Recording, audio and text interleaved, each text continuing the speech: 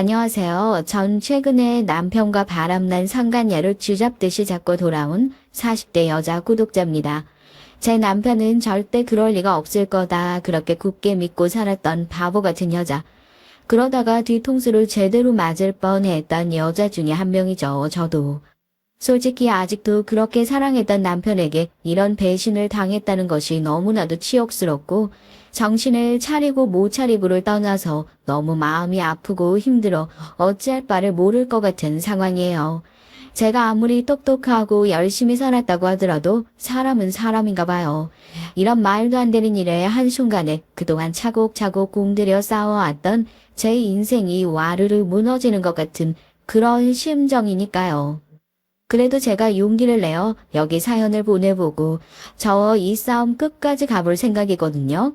사람이 정말 벼랑 끝에 서면 이렇게나 추해질 수 있다는 것을 요즘 들어 깨닫습니다. 제 사정을 알고 계시는 주변 분들은 그래요. 네가 남편을 정말 많이 사랑하긴 사랑했나 보다고요. 왜 아니겠어요. 그런데 이젠 남편에 대한 사랑이 배신당했다는 그 배신감보다 이 정도라도 돌려줘야 그동안 내가 낭비했던 인생에 대해 후회가 없을 것 같다는 생각이 들어 복수극을 계속하는 것 같은 기분이 든답니다. 상간녀. 전 이 상간녀라는 단어도 그들에게 너무 고급스럽고 우아한 호칭인 것 같다는 생각이 들어요. 물론 손뼉도 마주쳐야 소리가 나는 법이라고 남의 물건, 남의 사람을 탐하면서 배덕감을 느끼는 그 파렴치한들이나 그 파렴치함과 같이 놀아나주는 제 남편 같은 인간들이나 다를 바가 없는 매 한 가지 쓰레기 같은 놈들이라는 생각엔 변함이 없지만요. 적어도 남의 가정 파탄내는 그런 수준 이하의 인간들에게 상간녀라는 고급스러운 호칭을 쓴다는 것 자체를 이해하지 못하는 사람 중 하나예요. 사연을 쓴답시고 저도 고상하게 상간녀라는 표현을 사용하긴 한다만 마음속으론 첩, 세컨드? 더 질 떨어지는 단어가 있다면 그 단어로 이마에 나귀를 찍어버리고 싶을 정도로 한심하게 생각한다는 것만 알아주셨으면 좋겠습니다.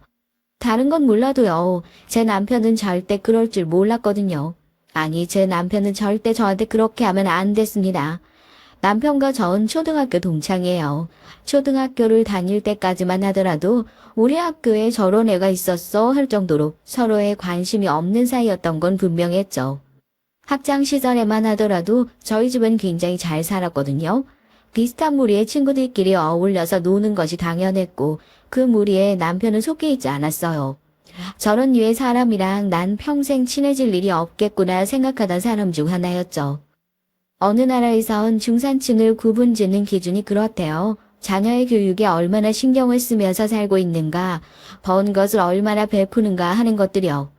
단순히 돈을 많이 버는 것이 부자를 나누는 기준이 아니라 그 부를 어떻게 대물림할 것인지, 어떻게 재분배할 것인지, 난 그것이 서민과 중산층을 나누는 기준이다 라고 그래요.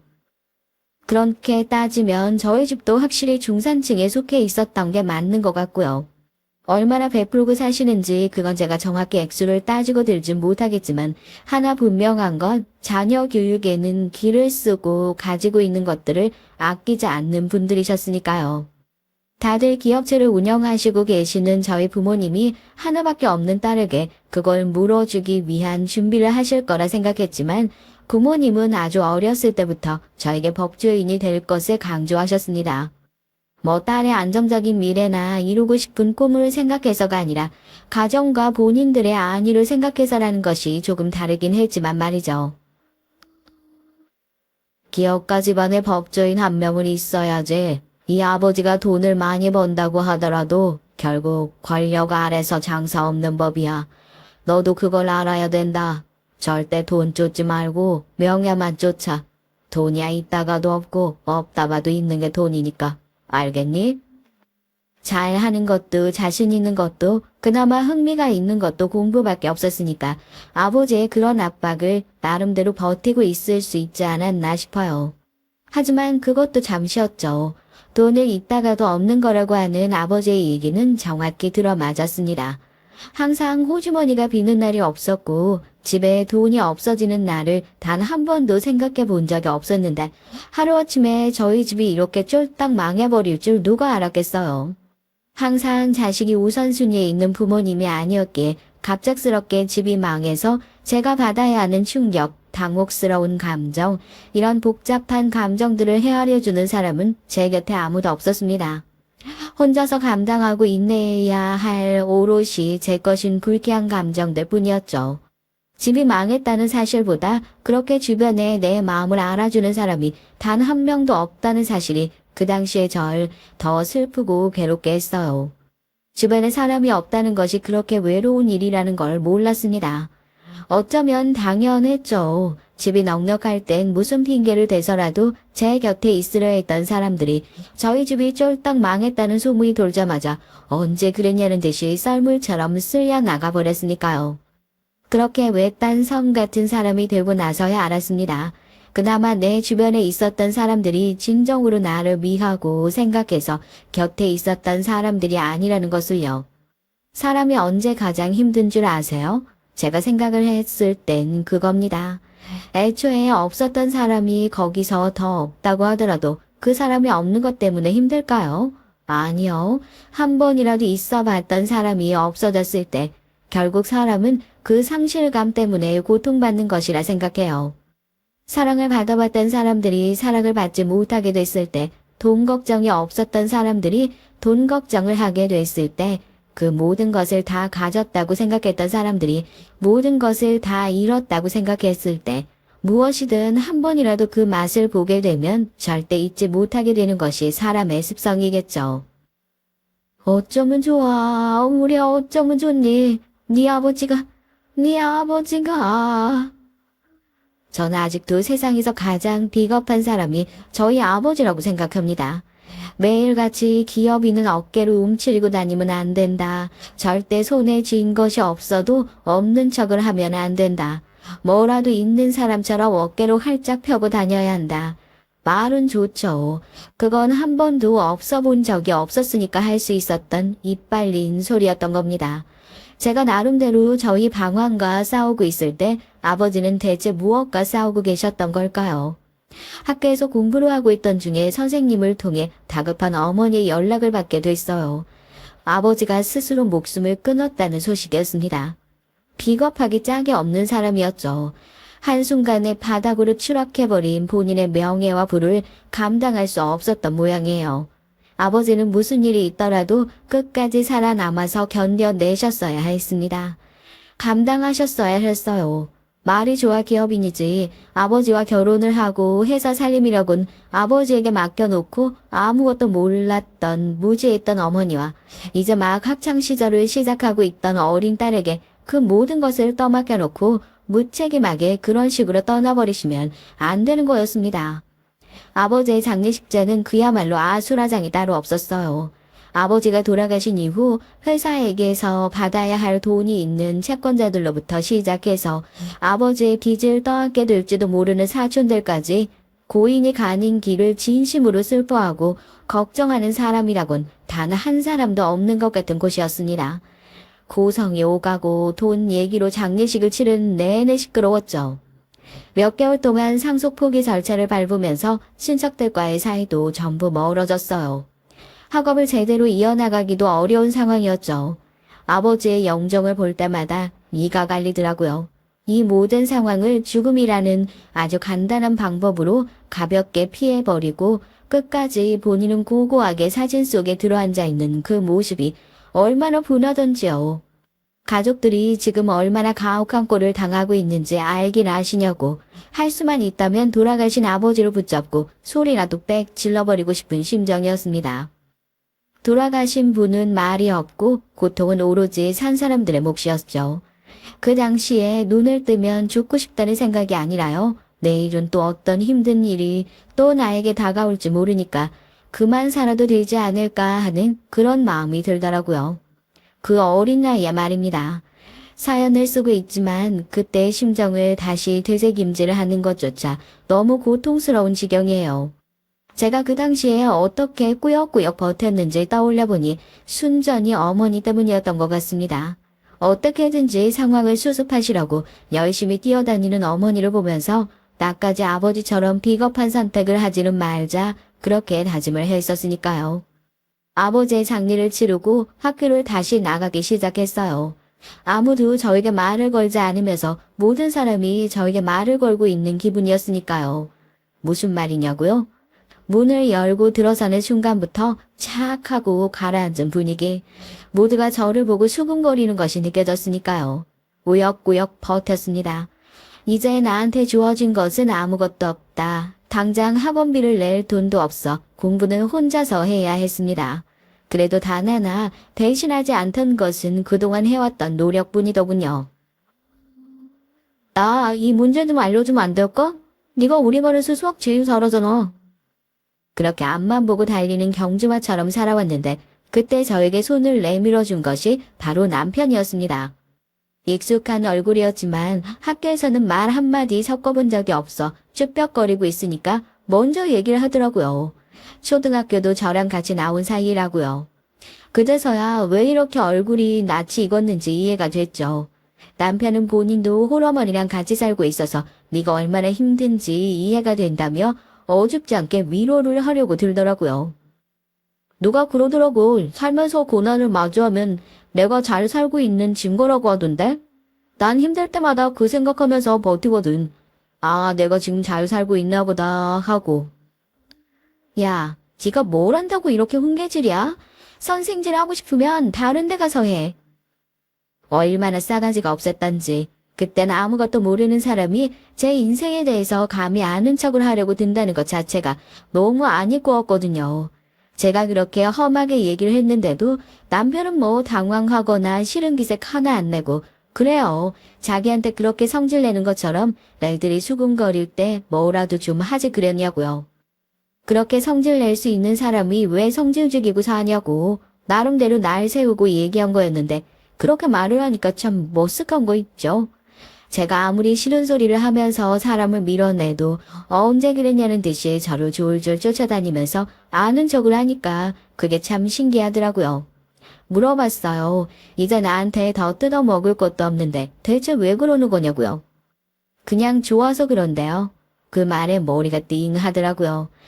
내가 이렇게 아무것도 없고 부족함이 많은 사람이라는 것을 매일 알아가고 있는 와중에도 나를 좋아해 줄 수 있는 사람이 있구나 하고요.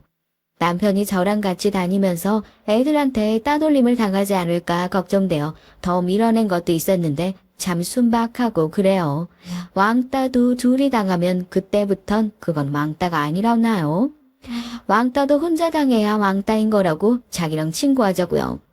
무조건적인 서운함이 저를 다시 한번 살렸습니다. 제가요, 지금 사연을 쓰는 이 순간도 남편 얼굴을 생각하면 마음속으로 5만 가지 감정이 다 스쳐 지나가는 이유가 아마 이때의 기억이 너무 강하게 남아있어서인 것 같아요. 그렇게 고생을 많이 시키고 제 인생을 또 한 번 힘들게 한 사람인데도요. 제가 가장 힘들 때 유일하게 손을 내밀어준 사람이라는 그 얇은 이 실오라기 같은 기억 하나 붙들고 여태까지 살아온 것 같네요. 사람의 마음이 가장 약할 때 다가오는 사람을 조심해야 한다고. 제가 그때 그냥 쭉 왕따로 살았더라면 제 인생이 또 어떻게 달라졌을까. 새삼 사연을 쓰면서 제가 고르지 않았던 선택지가 궁금해지기도 하네요. 대학은 어떻게 진학을 했어요. 그렇게 머리채를 잡을 기세로 싸워댔던 친척들이기도 했는데 상속 포기까지 다 끝나고 나니까 새삼 하나뿐인 조카의 처지가 불쌍하셨는지 그래도 제가 대학을 진학하는 데는 많은 도움을 주셨죠. 아니었으면 저 역시 그냥 바로 취업길에 뛰어들었을 테지만 저희 엄마가 친척들 쫓아다니면서 한 번만 도와달라 무릎까지 꿇어가면서 비셨던 모양이에요. 당시에 큰아버지께서 너희 엄마 얼굴 봐서 처음이자 마지막으로 도와주는 거라면서 대학 등록금을 도와주셨습니다. 그동안 해온 게 있으니까 머리가 영 나쁘진 않잖아요. 장학금까지 받을 성적은 되지 못했지만 그래도 서울 상위권에 있는 법대에 진학을 했습니다. 지금 이 상황에서 사법고시를 준비한다는 것이 얼마나 무모한 일인지 알면서도 끝까지 그 꿈을 포기하지 못해서 조금 이기적인 선택을 감행했었네요. 대학에 올라가고 나서부턴 남편과 본격적으로 연애를 시작했어요. 제 이기적인 선택에도 끝이 다가오고 있었죠. 남편이 군 면제거든요. 덕분에 남들보다 조금 일찍 대학을 졸업해서 사회생활을 시작할 수 있었고 저 역시 졸업반이 되자 선택을 할 수밖에 없는 상황이 다가왔습니다. 그동안 과외를 하면서 모아둔 돈이 있었기에 딱 1년만 사법고시 준비를 해보겠다 얘기를 했지만 어디 그게 그렇게 쉽게 붙을 수 있는 시험인가요? 당연히 시험에서 떨어지게 됐고 그게 또 미련이 남더라고요. 정말 조금만 더 하면 합격할 수 있을 것 같은데 이번 한 번만 더 하면 합격할 수 있을 것 같은데 하고요. 이제 더 도와줄 친척들도 남아있지 않지. 어머니도 포기하자는 눈치셨죠. 법대까지 와봤으면 됐지. 졸업 성적도 좋고 어느 회사에 들어가든지 잘 들어갈 수 있을 거야. 한번 해봤으니까 미련이 없지 않겠어. 이제 그만 포기하고 취업하자. 좋은 꿈을 못 버리겠으면 취업부터 하고 돈 좀 벌어두고 그리고 나서 그 이후에 다시 도전해도 늦지 않잖아. 무슨 고집이었는지 몰라도 전 죽어도 포기가 안 되더라고요. 공부에도 다 때가 있는 법인데 여기서 공부를 포기하고 취업을 선택하면 다시는 시험 볼 수 있는 기회를 얻지 못할 것 같은 그런 생각이 들어서 대답을 해야 하는데 쉽사리 입이 떨어지지 않더라고요. 이럴 때 집이 조금 여유로웠으면 아버지만 살아계셨어도 방도가 있지 않았을까 괜한 원망도 하게 되고요. 그때 또 한 번 남편의 도움을 받게 됐습니다. 솔직하게 제 상황을 남편에게 털어놨죠.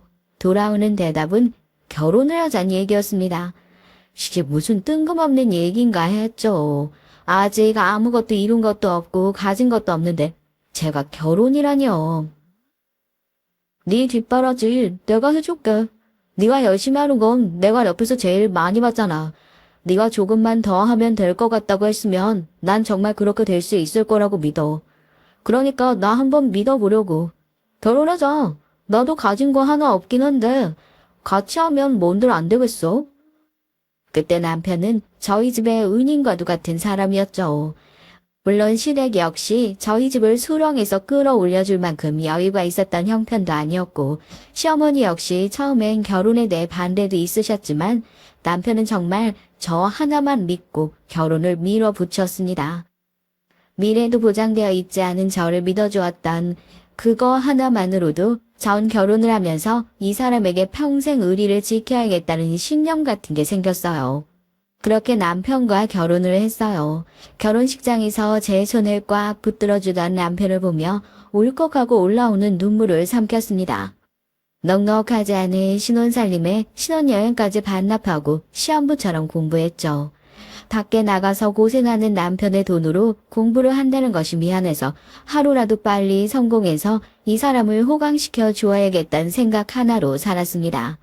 시어머니께서 기껏 들인 며느리가 힘들게 키운 아들 고생시키는 여자라고 구박을 하셔도 저게 맞는 소리다. 저 억울함을 내가 기쁨으로 바꿀 수 있도록 더 열심히 해야 한다. 그렇게 살았어요. 공부를 하면서 1년 동안 살이 7kg나 넘게 빠졌네요. 그 어떤 수험생보다 열심히 살았던 1년이라고 감히 자부할 수 있어요. 제가 말씀드렸잖아요. 인생을 살면서 다른 것은 다 배신을 하더라도 절대 배신하지 않는 한 가지가 있다면 그건 노력이라고요. 그렇게 피나는 노력은 저를 결코 배신하지 않았습니다. 결국 사법고시에 합격해서 변호사라는 타이틀을 거머쥐게 됐으니까요. 여보, 나 믿고 기다려줘서 정말 고마워. 내 인생 걷어준 거 이젠 내가 갚을 차례야. 나 당신한테 은혜 갚는다는 마음으로 공부했어. 정말 고마워. 정말 고마워. 합격 증서를 받아들고 남편과 끌어안고 미친 듯이 울었어요. 세상을 다 가진 것 같았습니다. 남편은 제가 해낼 줄 알았다고, 자기는 분명히 믿고 있었다고 한결같은 믿음을 보여줬죠. 변호사 시험에 합격하고 남들은 로펌이니 개손이 하고 있을 때 전 조금은 뜬금없긴 하지만 당시에 잘 나가는 중견기업의 법무팀으로 바로 취업을 하게 됐어요. 그동안 오래 가게에 보탬이 되지 않고 있어서 하루라도 빨리 돈을 벌어야겠다는 생각이 있기도 했고요. 회사에서 인수합병을 앞두고 운 좋게도 법무팀 인원 충원을 한꺼번에 하고 있을 때였으니까요. 신입 변호사에게 더할 나위 없이 좋은 기회와 연봉이었습니다. 그뿐인가요? 회사에 들어가고 나서 3년이 채 지나지도 않아 회사가 대기업과 합병이 되면서 전 자연스럽게 대기업의 법무팀으로 고용 승계가 됐습니다. 로펌이랑 비교했을 때도 모자라지 않는 급여였어요. 3년차 변호사 치고는 꽤나 빠른 성장세였습니다. 인생이 그동안 고생했던 것들을 다시 되갚아주기라도 하는 것처럼 좋은 일들만 가져다 주는 것이 참 뿌듯하고 다행이다 싶었죠. 가장 기뻤던 건 가족을 위해 돈을 아끼지 않아도 된다는 점이었습니다. 남편이 그동안 하고 싶어라 했던 골프 회원권을 끊어주고 결혼기념일에 비싼 골프채를 선물로 사주면서 그동안 내 뒷바라지 하느라 당신도 하고 싶은 거 많이 참고 살았을 텐데 이젠 우리도 여유가 생겼으니까 아이 생길 때까지 하고 싶은 거 충분히 다 하고 살아라. 그런 얘기를 할 수 있다는 거요. 가족 행사가 있을 때마다 아끼지 않고 돈을 척척 내고 해외여행을 보내드릴 수 있다는 것. 백화점에 가서 가격표를 보고 심야시 내려놨던 남편의 옷들을 철마다 실컷 사줄 수 있다는 것들. 그런 것에서 행복함을 느꼈습니다. 절 위해서 돈을 쓴다는 것보다 나 때문에 고생한 이 사람 위해서 아끼지 않고 지갑을 여는 것이 더 즐거운 생활을 하고 있었죠.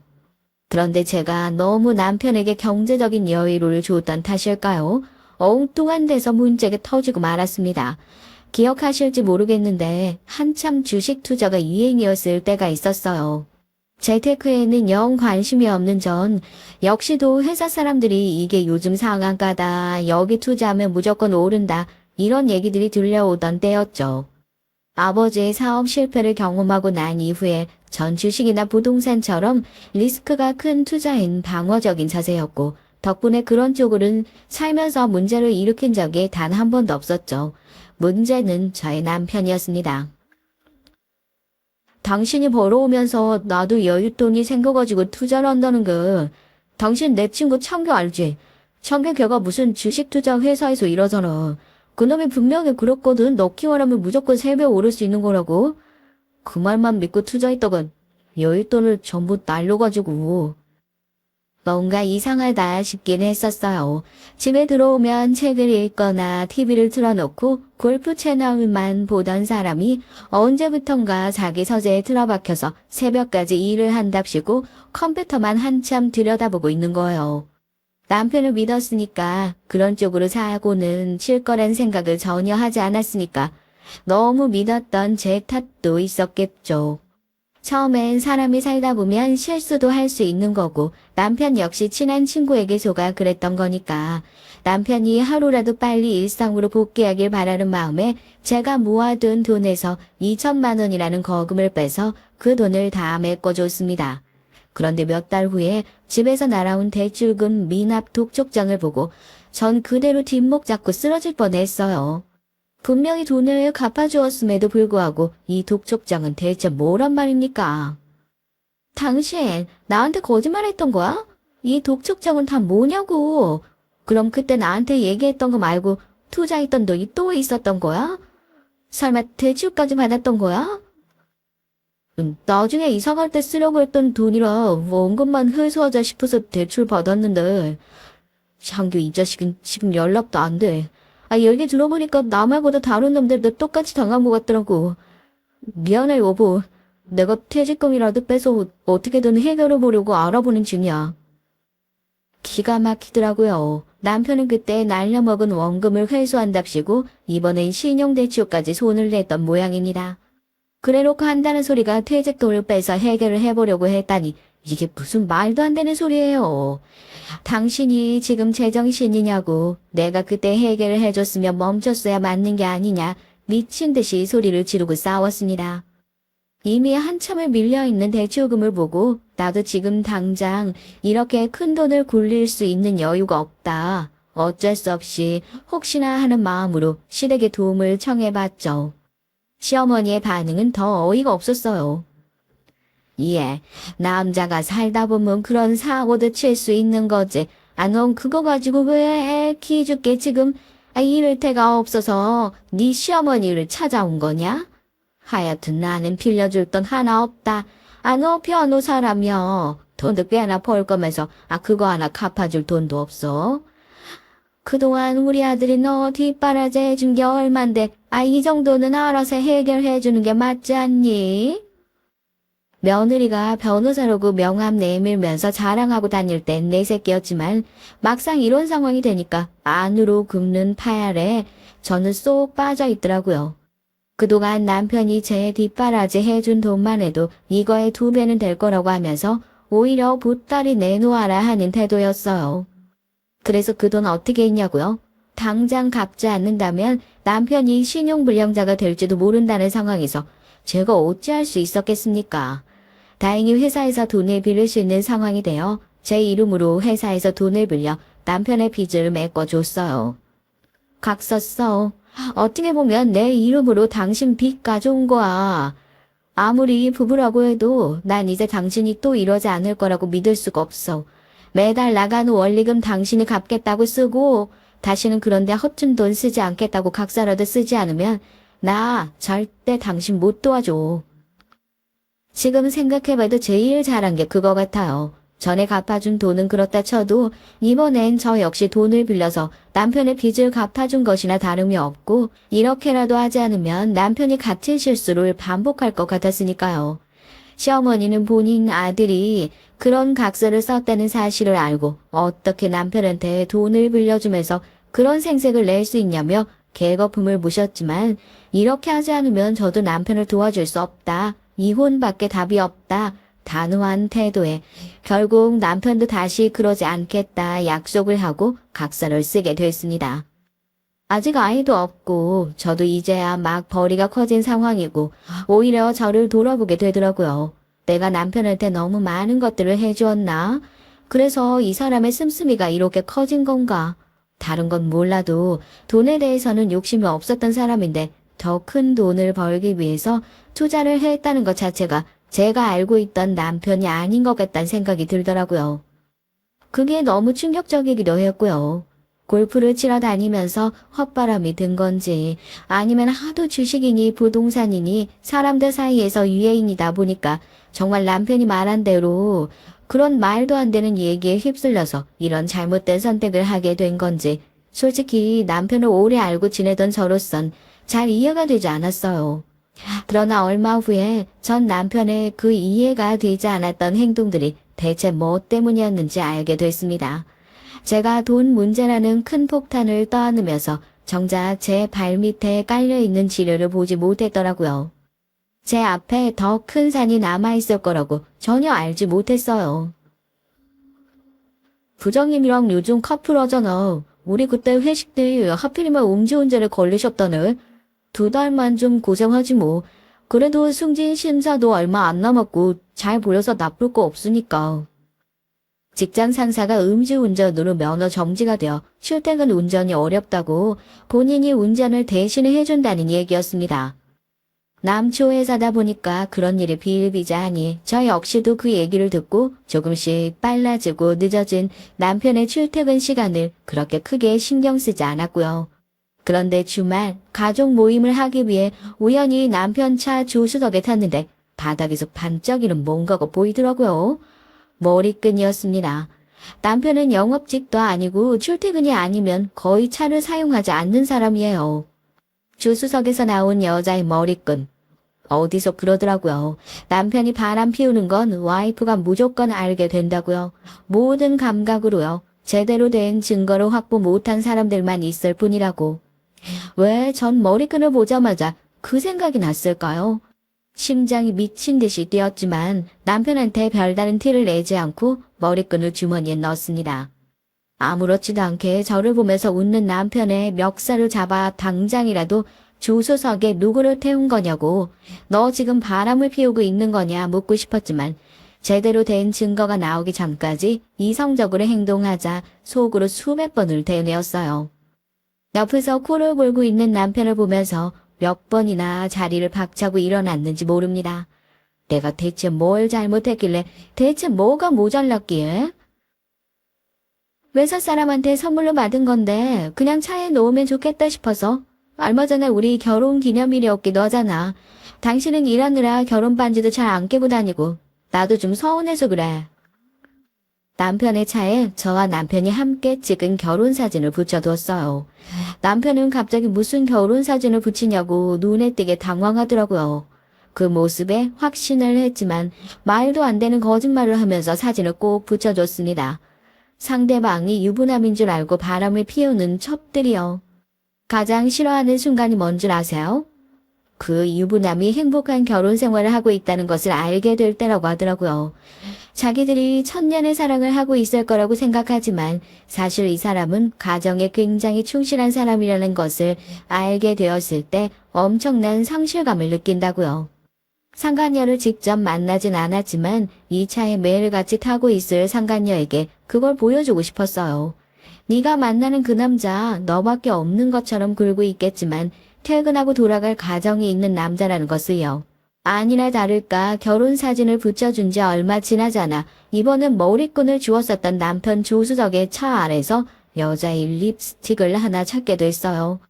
이 상간녀 보통이 아니구나 싶더라고요. 대놓고 나랑 한번 해보자는 거구나. 지 흔적을 지금 일부러 차 안에다 이렇게 질질 흘리고 다니는구나 하고요. 그동안 평정심을 잘 유지하고 있었다고 생각했는데 저도 사람인지라 머리 꼭대기까지 열이 뻗쳤습니다. 다음날 몸살이 나서 회사를 쉬게 됐어요. 눈치 없는 남편 놈은 지금 자기의 외도가 걸렸다는지도 모르고 누워있는 걸 보면서 가짱게도 걱정하는 척을 하더라고요.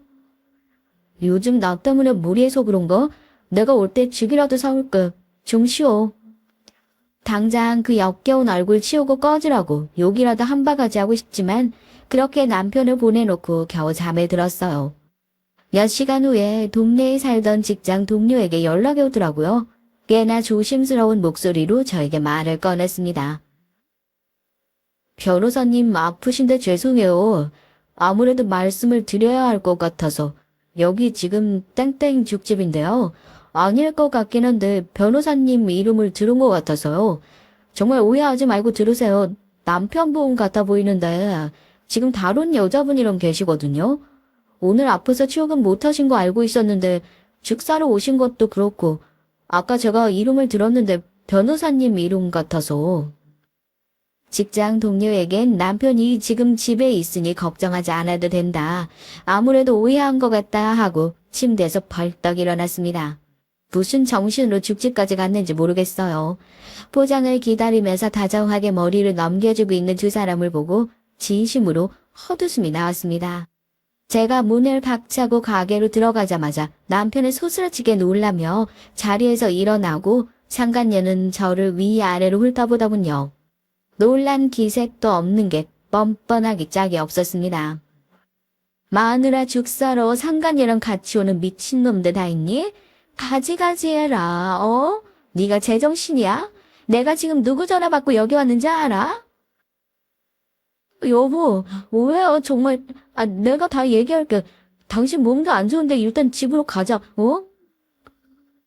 안 그래도 만나 뵙고 말씀드리려고 했어요. 저희 정말 사랑하는 사이예요. 왜? 이혼할 거라고 했잖아. 제발 더 구질구질하게 이 사람 붙잡지 말고 이혼해 주세요. 그 당당함에 기가 막혀 말이 안 나오더라고요. 지금 뭐라고 했냐 다시 되물으니까 사랑하는 사이래요. 남편은 지금 무슨 소리를 하는 거냐고 일단 집으로 가서 얘기를 하자며 제 손목을 잡아 끌더라고요. 저도 악에 받쳐서 상간녀 얼굴을 똑바로 보고 얘기를 해줬습니다. 야, 이 첩년아. 지금 이 상황에서 네가 사랑하는 사이라고 하는 이 남자가 네 손목 잡고 있는지 내 손목 잡고 있는지 똑똑히 보고 정신 차려. 내 남편 너한테 절대 갈 일 없어. 내가 이혼해줄 것 같아? 너 평생 내가 상간녀 꼬리표 달게 해줄 거야. 네가 우리 동네에서 내 남편 붙들고 어딜 싸돌아다니든 절대로 네가 마누라 소리 들을 일 없을 테니까 똑똑히 알아도 알겠니? 아무리 아등바등 해도 넌 상간녀 그 이상도 이하도 아니라고. 혹시라도 남편의 바람 문제로 골머리를 썩고 있으신 분이 있다면 팁은 아니지만 이걸 꼭 전수해드리고 싶어요. 뺨을 한 대 시원하게 치는 것보다도요. 네 주제는 상간녀다. 콕 집어서 알려주는 한마디가 훨씬 더 강하다는 거요. 평생의 소원이 본차가 되는 거라 생각하는 한심한 인간들이라 그 얘기 한마디에 완전히 돌아버리거든요. 남편은 끝까지 자기를 붙잡는 상간녀를 뿌리치면서 나중에 얘기하자 얘기를 하고 저를 끌고 집으로 들어왔습니다. 집에 들어오자마자 남편은 제 앞에 무릎을 꿇고 싹싹 빌더라고요. 제가 헛웃음을 치면서 뭐 하는 짓이냐고 물었죠. 다 자기 실수랍니다. 애가 초등학생이라 혼자서 아들 키우고 있다고 해서 안쓰러워서 몇 번 챙겨줬는데 오해한 모양이야. 다시는 이런 일 없도록 할게. 한 번만 용서해 줄 수 없을까? 딱 한 번만 실수였다고 생각하고 용서해 줘. 차라리 나를 쳐, 당신 분 풀릴 때까지 나를 실컷 치고 그렇게 해서 내가 용서받을 수 있다면 차라리 그걸로 속 시원하게 다 끝내자, 우리 이렇게 이혼할 사이는 아니잖아. 여보, 제발 한 번만 용서해줘. 다시는 안 만날게. 당신도 그랬잖아, 내 남편이라고. 이혼 절대 안 해줄 거라고. 한 번만 용서해줘, 제발. 집구석에 들어오지 말고 당분간 내 눈에 절대 띄지 말아라 신신당부를 하고 그렇게 남편을 내쫓았습니다. 시어머니에게 미친 듯이 전화가 오는 것을 보니까 시댁으로 간 모양이더라고요. 다음날 어디로 갔냐고요? 멀쩡하게 출근했죠. 어제 직장 동료에게 그런 전화가 왔던 것도 그렇고 괜히 회사에 이상한 소문이 나는 것을 원치도 않았으니까요. 집에서 백날 첫날 머리 싸매고 있는 것보다 차라리 바쁘게 일을 하는 게 덜 속이 시끄러울 것 같아서 그랬어요. 남편이랑 같이 있던 공간에 있는 것만으로도 머리통이 터질 것 같았거든요. 그런데 아무래도 직장은 하루 더 쉬는 게 맞았나 봅니다. 하루 종일 일이 손에 잡힐 리가 있나요? 어제 연락이 왔던 직장 동료가 제 안색이 안 좋은 것을 보고 어제 정말 아무 일도 없었던 게 맞냐고 물어보기에 괜찮다 대답했는데 점심에 아무것도 먹지 못하고 오후가 되자마자 어제 제대로 제거하지 못한 지뢰가 회사에서 뻥 하고 터져버리게 됐거든요. 이건 나요. 약속 잡고 왔다니까요. 제 친구라고 얘기했잖아요. 할 말 있어서 왔다는데 뭔데 이렇게 잡는 건데요? 당신 이름 뭐야? 이렇게 함부로 붙드는 것도 요즘엔 다 신고되는 거 몰라요? 내가 당신 이름 기억해놨다가 신고할 테니까, 안 그래도 머리가 터질 것 같았는데 사무실에 고성이 들리기 시작했어요. 민원이 거의 없는 부서라서 시끄러운 일이 생길 일이 거의 없는데 사람들이 무슨 일인가 싶어서 다 내다보기 시작했죠. 제 자리는 제일 안쪽에 있어서 처음엔 뭐 시끄러운 일이 생겼나 보다. 경비 아저씨가 알아서 내주겠거니 생각하고 별로 신경을 쓰지 않고 있었는데 직장 동료 몇 명이서 제 자리로 황급히 달려오더니 지금 좀 나와보셔야 할 것 같다고 얘기를 하는 겁니다. 설마 나를 찾아온 사람인가 했는데 설마가 사람 잡는다고 저 뻔뻔하고 당당한 얼굴 어딘가 익숙한 목소리구나 했더니 어제까지 저한테 찍소리 한마디 못하던 바로 그 상간녀였어요. 제 직장은 또 어떻게 찾아낸 건지 몰라도 여기까지 찾아오는 미친년일 줄 어떻게 알았겠어요. 소리를 지르면서 제 이름을 부르고 찾고 있는 눈이 이미 돌아있더라고요. 이 여자 남편 상간녀예요. 개인적인 가정사로 회사에 불이를 끼쳐서 죄송합니다. 명예훼손으로 신고하고 조용히 처리할게요. 죄송합니다. 뭐? 명예훼손? 야, 네가 뭔데 날 신고해. 명예훼손으로 신고해도 내가 신고해야지. 내가 법을 좀 알거든? 네가 어제고 오늘이고 사람들 앞에서 나 상간녀라고 쪽지온 거 내가 명예훼손으로 신고 다 할 거야. 그러게 남편 관리 좀 잘하지. 조용히 이혼해주면 나도 조용히 나갈 테니까 사람들 보는 앞에서 똑똑히 얘기하라고. 남편이랑 이혼한다고. 네 남편도 이혼하겠다고 했다고. 제 회사는 어떻게 찾았는지 몰라도 남편이 제 직업까지 얘기하진 않았던 모양이에요. 변호사 앞에서 법을 좀 안다고 운운하고 있는 꼴이 저도 웃긴데 회사 사람들은 얼마나 더 어이가 없었겠어요. 어제 죽집에서 제 남편을 보고 저에게 연락을 준 직장 동료 역시 이제야 사정을 알았는지 저한테 어제 그럼 저 여자가 진짜 남편분 상간녀가 맞았던 거냐고 쥐가 차더라고요. 조용히 끝내려고 했는데 이 여자는 선을 넘어도 제대로 넘은 상황이었습니다. 야, 네가 법을 알아? 너 내가 명예훼손이고 모욕 저거 싹 다 걸어서 너한테 빨간 줄 남길 거니까 그런 줄 알아? 법 무서운 줄 모르고 까부는 하루 강아지 같은 모습에 직원들이 박장대소하더라고요. 좋지도 않은 일에 저를 불쌍하게 볼 거라 생각했었는데 그래도 오래 일한 직장 동료들은 하나같이 제 편이었나 봐요. 기가 막혀서 묻고 있는 직원들을 보고 눈만 끔뻑거리면서 이게 무슨 상황인가 싶어 하는데 한 직원이 나서서 얘기를 하더라고요. 아줌마, 좆됐어. 이번 변호사야. 어디서 감히 변호사 앞에서 고소니 법이니 빨간 줄이니 지나가던 개가 웃겠네. 지금이라도 살고 싶으면 집에 조용히 찌그러져서 소장이나 기다리고 있어. 회사까지 찾아와서 이렇게 깽판 부리는 게 얼마나 무서운 줄도 모르고 아유. 하긴 그렇게 멍청한 여자니까 멀쩡히 가정 있는 남자나 건드렸겠지. 뭐? 변호사라고? 왜? 너한테 당해주고 있으니까 만만해 보였어? 후줄근한 차림으로 어제 너한테 쏘아붙이니까 집에서 살림이나 하고 있는 평범한 가정주부인 줄 알았니? 정신 차려. 너 지금 거울 봐봐. 얼마나 없어 보이는지. 난 그냥 상대할 가치도 없는 사람이라 말도 섞기 싫고 너나 내 남편 같은 쓰레기만도 못한 인간들 최대한 내 손 안 더럽히고 치우려고 가만히 있었는데 말 잘했다. 법? 너 변호사가 법을 얼마나 잘 피해갈 수 있는지 내가 너에 대해서 얼마나 많이 알고 있는지 그건 알고 있니? 아무것도 모르니까 지금 네가 이렇게 회사까지 찾아와서 깽판을 치고 있는 거겠지? 그럼 앞으로 네 인생이 얼마나 망가질지 똑똑히 얘기해줘? 첩질이나 해대던 상간녀의 당당한 얼굴은 온데간데 없고 표정 하나 안 바뀌고 쏘아붙이는 저를 쳐다보는 얼굴은 곧 두려움이 가득한 표정으로 바뀌었어요. 얼마나 통쾌하든지요. 회사 사람들이 들을까 싶어서 저는 상간녀 앞에 다가가서 어깨를 꼭 붙들고 귀에다 대고 조용히 속삭여 줬습니다. 혹시라도 회사 사람들이 들었다가 협박죄로 신고당할 수도 있겠다 싶었거든요. 명색이 변호사인데 협박죄로 소장 날아왔다간 그게 무슨 창피겠어요. 너 오늘 내 회사 찾아왔지? 내가 당하고는 못 사는 성격이야. 내 남편이랑 붙어먹으면서 마누라가 얼마나 지독한 여잔지 당하면 얼마나 되갚아줘야 하는 사람인지 그런 거 하도 못 들었나 봐. 오늘 네가 내 회사에 찾아왔으니까 난 내일 니네 아들 학교 찾아갈 거야. 네 아들 붙잡고 니네 엄마가 얼마나 대단한 사람인지 니네 엄마랑 나랑 얼마나 많은 일이 있었는지 하나부터 10까지 다 말해줄 거거든. 이혼? 얼마든지 해줄게. 네가 내 쓰레기 같은 남편 지워가면 난 평생 너 쫓아다니면서 네가 어떻게 그 가정 꾸리고 살았는지 주변 사람들한테 얘기해줄 거야.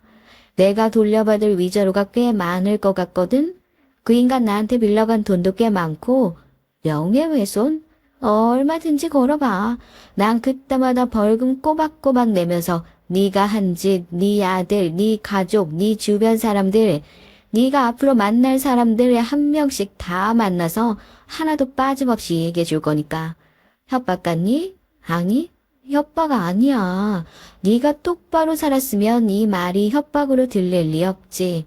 나 고소할 거 있으면 얼마든지 해봐. 서로 물어줄 거 물어주고 스크래치 속 시원하게 제대로 내보자 어디.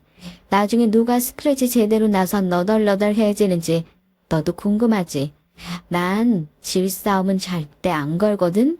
네가 오늘 나한테 아주 작은 흠이라도 입혔으면 난 그거 평생 쫓아다니면서 더 큰 흠으로 되갚아줄 거야. 똑똑히 알아 너. 제가 상간녀 아들이 어느 학교에 다니는지 알 턱이 있나요? 남편이 우연히 털어놓은 말을 기억하고 있었을 뿐이었죠. 제 남편이랑 붙어먹은 뻔뻔한 여자에게도 아들은 꽤나 소중한 존재였나 봅니다. 자기 아들 얘기가 나오자마자 얼굴이 새파랗게 질려선 자기 아들은 아무것도 모른다고 자기 아들한테는 절대로 말하지 말라달라면서 벌벌 떨기 시작하더라고요. 제가 어깨를 다독이면서 그랬어요. 무슨 나쁜 소리 하는 것도 아닌데 왜 그렇게 쫄아있냐고요. 그냥 너랑 나랑 무슨 일이 있었는지 토시 하나 빼먹지 않고 그대로 전할 거라고. 그게 뭐 그렇게 문제가 되냐고. 너 그렇게 당당하게 나한테 덤벼들지 않았냐고. 그런데 뭐가 그렇게 걱정이냐고 하니까 그제서야 무릎을 꿇고 빌기 시작합니다. 사람이 이렇게 간사하다니까요. 원하시는 거 뭐든지 할게요. 헤어지려면 헤어질게요. 이 지역 아예 떠서 눈에 띄지 말라고 하면 그렇게 할게요. 저희 아들한테만큼은 제발 아무 말도 하지 말아주세요. 저희 아들이 무슨 죄가 있어요? 아무것도 모르는 애예요. 아직 어린애인데. 그런 얘기 들으면 충격받아서 잘못 때릴지도 몰라요. 제발요. 다 제가 잘못했습니다. 차라리 그냥 저를 치세요. 그러더니 자기가 다 잘못했다면서 무릎을 꿇고 앉아서 자기가 자기 뺨을 막 치기 시작하더라고요. 사람들도 그 모습을 보면서 너무 기가 막혀 하더라고요. 애까지 있는 여자가 그러면 저렇게 유부남한테 꼬리치고 있었던 거냐고요. 한바탕 그 난리를 치고 결국 뒤늦게 달려온 경비 아저씨에게 그 상간년 질질 끌려서 회사 밖으로 쫓겨났어요. 저도 한바탕 속 시원하게 먹여줬다 생각했는데 회사에서 정말 얼굴을 들 수가 없더라고요.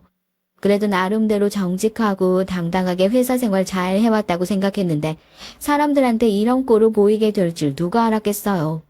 그 소란이 있고 나서 그래도 사람들이 다 저를 다독여주는 것이 너무 감사했습니다.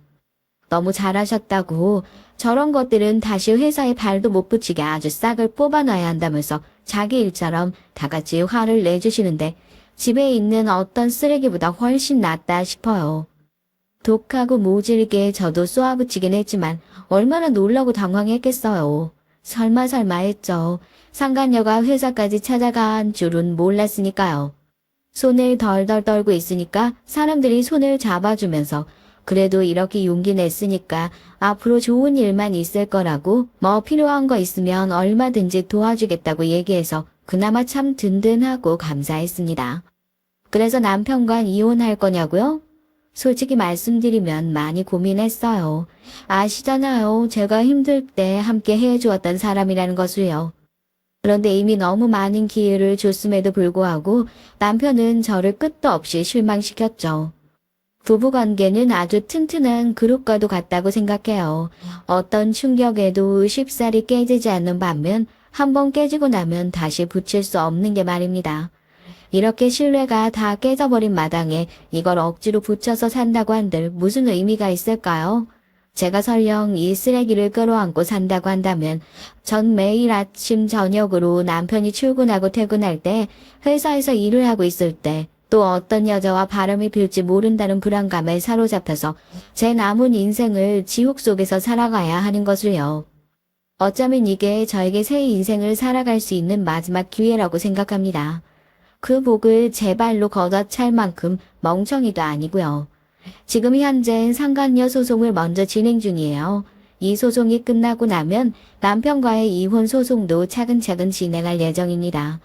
남편은 상간녀 이혼 소송이 시작되자 귀신같이 저에게 연락을 해와서 어떻게든 다시 재결합을 해보려고 하는 눈치지만 제 마음이 벌써 이렇게 확고해진 걸 어떻게 하겠어요.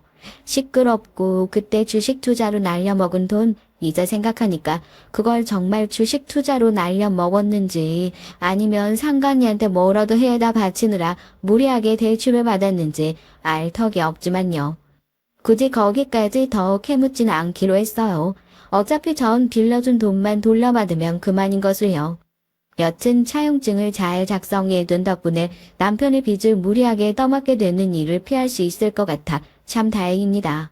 사랑은 하더라도 최소한의 장치를 마련해 둔 게 저를 살리게 됐네요. 제가 사연을 시작하면서 그랬잖아요. 이 쓰레기 같은 인간에게 상간녀라는 우아한 호칭을 쓰지 말자고요. 이혼이라는 거, 특히 남편의 외도로 이혼을 한다는 거 정말 쉽지 않아요. 처음부터 끝까지 더러운 싸움을 각오해야 합니다. 저 역시도 그랬는걸요. 그래도 진흙탕 싸움이 무섭다고 뻔히 알면서도 그걸 참고 사는 미련한 짓은 하지 않으셨으면 좋겠습니다.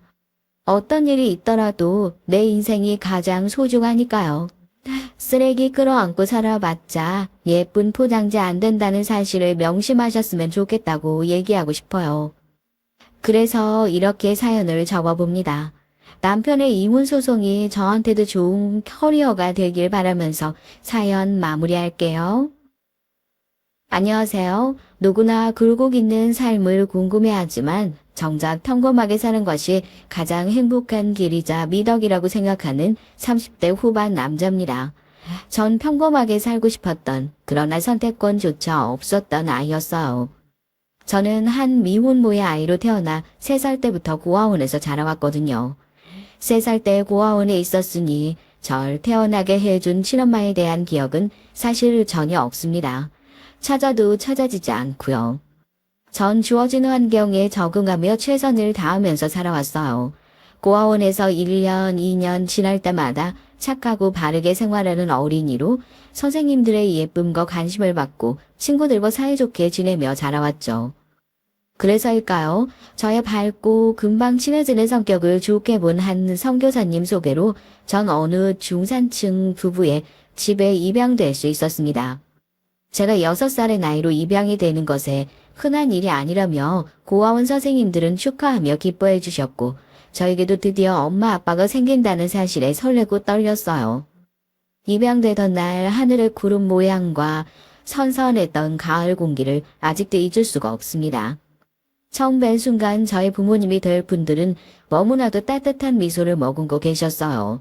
특히 엄마가 되실 분이 반갑다고 앞으로 같이 지내게 될 거라고 말씀하시면서 반겨주셨죠.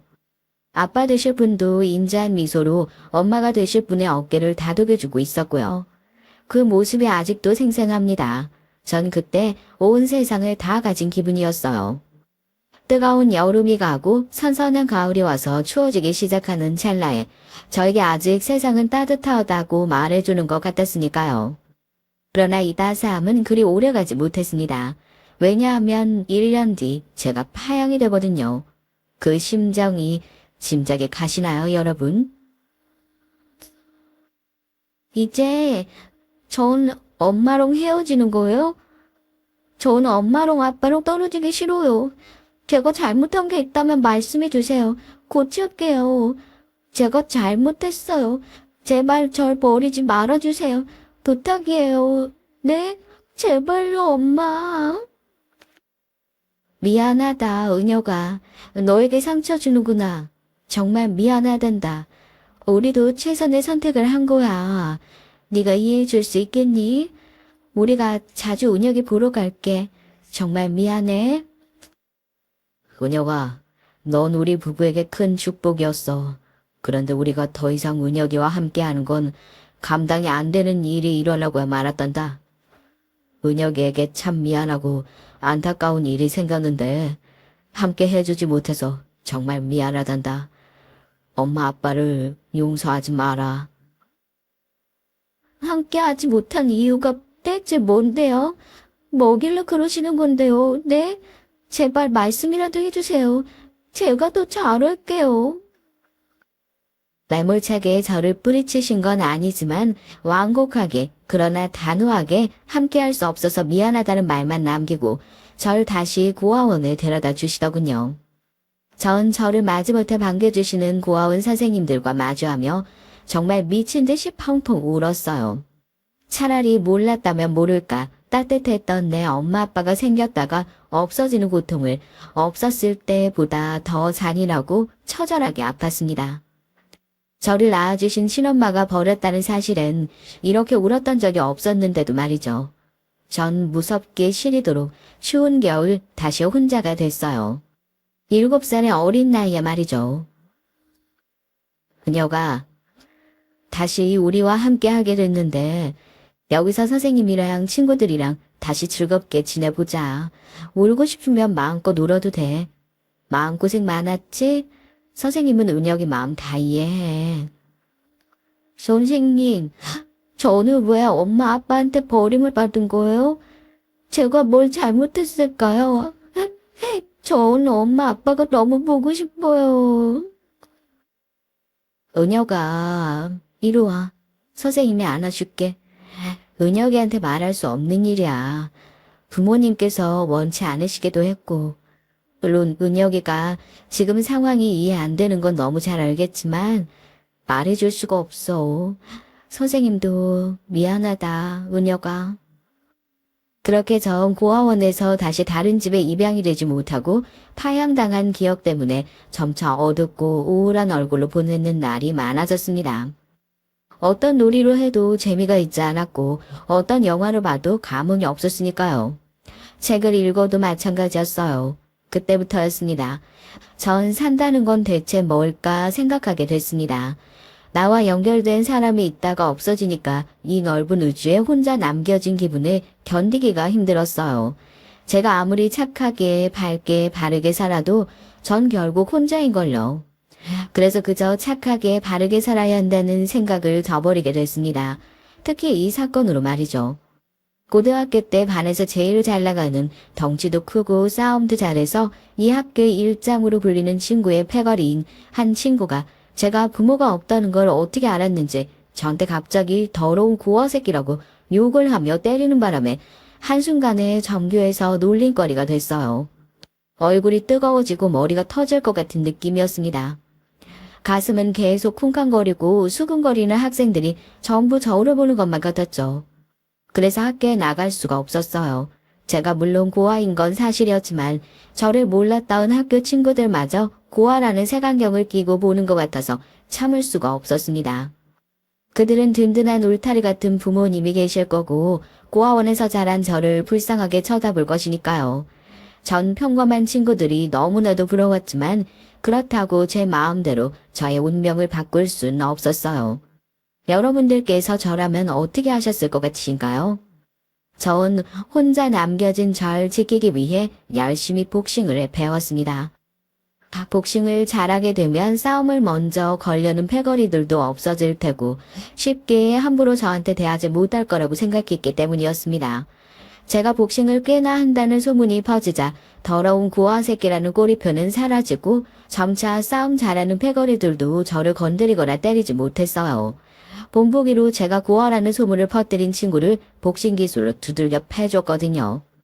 응징을 하고 나자 그동안 서러웠던 감정들이 조금은 해소되는 것 같았습니다. 착하고 바르게 사는 것이 의미 없다는 걸 몸소 알게 된 것이죠. 굳이 저에게 먼저 다가와 해하려는 친구를 그대로 두는 것은 저를 약자로 만드는 일이니까요. 그런데 실제로 복싱을 하다 보니까 저랑 잘 맞는 부분이 있었고 링 위에서건 밖에서건 하루 종일 복싱 생각만 나더라고요. 복싱 선수 권유까지 받을 정도였어요. 하지만 전 복싱을 저를 지키기 위한 수단으로 생각했지 평생 복싱을 하며 직업으로 살고 싶은 생각은 없었기 때문에 거절했습니다. 학교 일진 패거리들은 저를 영입하고 싶었는지 자꾸 저에게 와서 담배를 권하는 것부터 술 마시기, 오토바이 타기 등등을 함께 하자고 했죠. 하지만 전 이미 일진 패거리들이 저를 두려워할 만큼 복싱을 하고 있었고 지지 않을 자신이 있었기에 그런 극직들에는 절대 손대지 않았어요. 제가 간절히 원하는 희망사항은 오히려 얼른 돈을 많이 벌어서 사랑하는 사람과 행복한 가정을 이뤄 제가 혼자인 상황에서 벗어나는 일이었습니다. 그래서 담임 선생님께서 권유하는 체대를 가지 않고 죽을 만큼 공부에 매진해서 서울의 최상위 대학에 가겠다는 포부를 밝히기도 했죠. 은혁아, 네가 복싱도 잘하고 운동 실력도 뛰어난데 네 강점을 살려서 체대 준비해보는 게 어떻겠니? 선생님은 그쪽으로 준비하면 은혁이가 원하는 학교를 갈 수 있을 것 같아서 추천해 주는 거야. 아니요, 선생님. 전 공부를 해서 우리나라 최상위 대학에 갈 겁니다. 그래서 돈을 빨리 벌고 싶어요. 유능한 사람이 돼서 좋은 사람과 함께 빨리 제 가정을 만들고 싶습니다. 선생님, 돈을 잘 벌려면 일단 서울대를 가면 되겠죠? 어떤 과를 가느냐보다 어떤 학교로 가느냐가 중요한 것일 테니까요. 은혁아, 네가 그런 생각을 가지고 있는 줄은 몰랐네. 그러면 은혁이 너 지금 하던 대로만 공부하면 절대 서울대 못 가는 것도 알고 있니?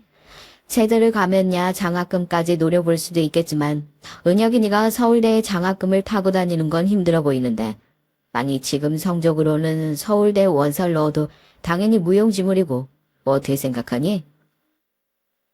알고 있어요, 선생님. 죽을 만큼 공부를 한번 해볼까요? 전 자신 있어요. 이 생활을 벗어나서 전 평범하게 가정을 꾸리고 살고 싶거든요. 그러려면 제가 공부 잘해서 좋은 회사에 가고 돈 많이 버는 게 우선이잖아요. 저 간절합니다, 선생님. 지켜봐 주세요.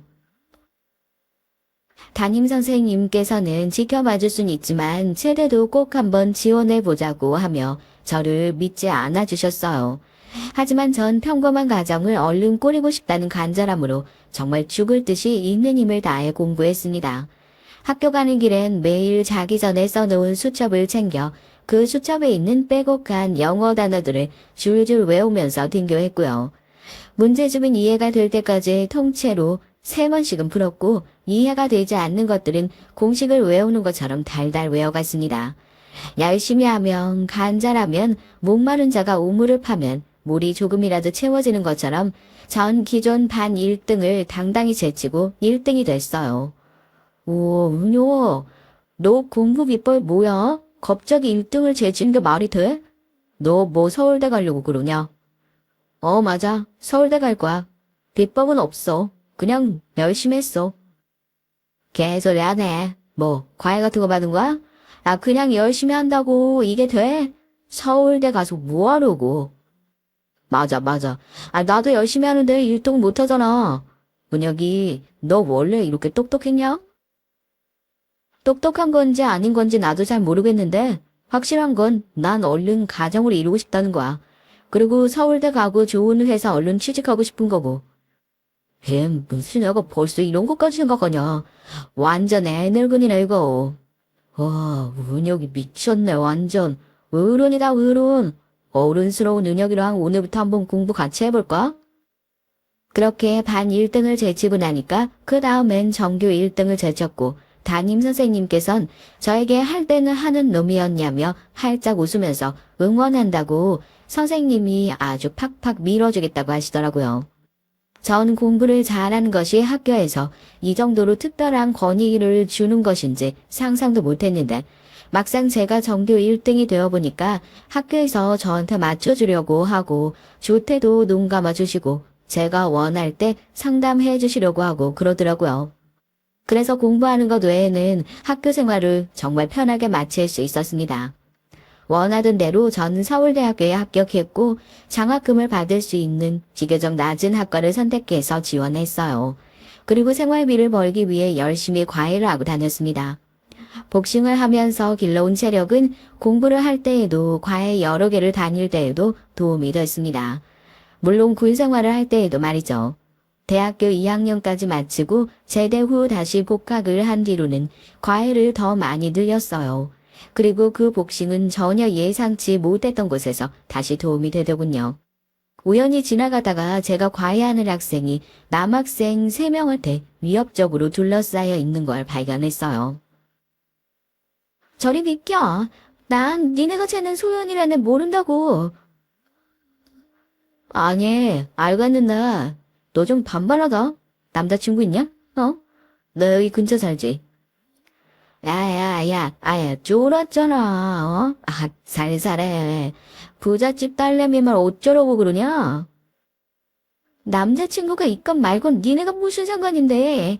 당장 안 비키면 소리 지르고 경찰에 신고할 거야. 야, 여기 우리 말고 또 누가 있다고 그래? 소리 지르면 누가 온대? 하여간 반반하게 생긴 것들은 이렇게 비싸게 군다니까. 어떻게 할까? 누가 여기 지나가서 이걸 어쩌나? 지민아, 괜찮어?